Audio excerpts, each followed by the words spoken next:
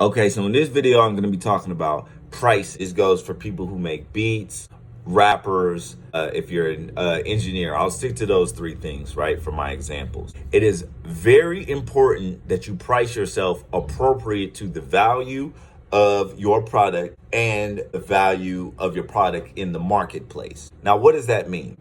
If you make beats, right? And we all know right now that you can get leases for beats for $20, $30, $40, $50 online. If you only sell exclusives for $300 and you have no name or reputation, you're going to have a really hard time selling beats, because you have to understand that you're in competition with millions, hundreds of thousands, if not millions of people who make beats.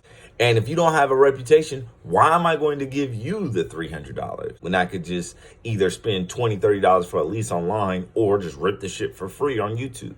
Artists, same thing.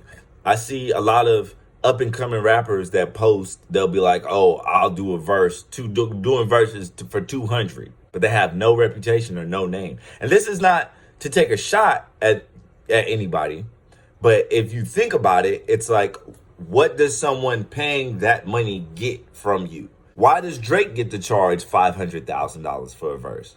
Because if you put that song out, you might potentially offset your whole fucking career off that one song. So you as an artist have to think about your brand and the value that your brand brings to people before you say, hey, I charge this much for a feature, okay? You might only be able to get away with fucking $50 for a feature, honestly, if not for free, if you have no reputation. As a studio, I'll talk about my own experience.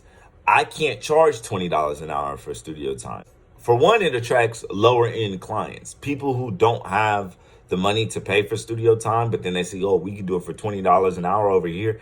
They're typically not that good of clientele. It shows that they're not willing to invest in their craft, right? So it attracts lower end clientele.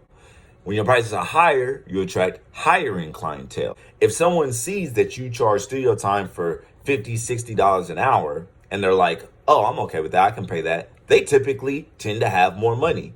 And inversely, they tend to be better musicians because they're willing to spend more money in their craft. And then the last thing is just the assumption that people make when you do charge cheap rates like $20 an hour. If you've never seen my studio before and I told you it's $20 an hour to book a session, you're going to assume the studio is not that good. What I want you to take away from this video is be very mindful of what you price yourself at, because it does determine your value along with the actual value of the product you produce.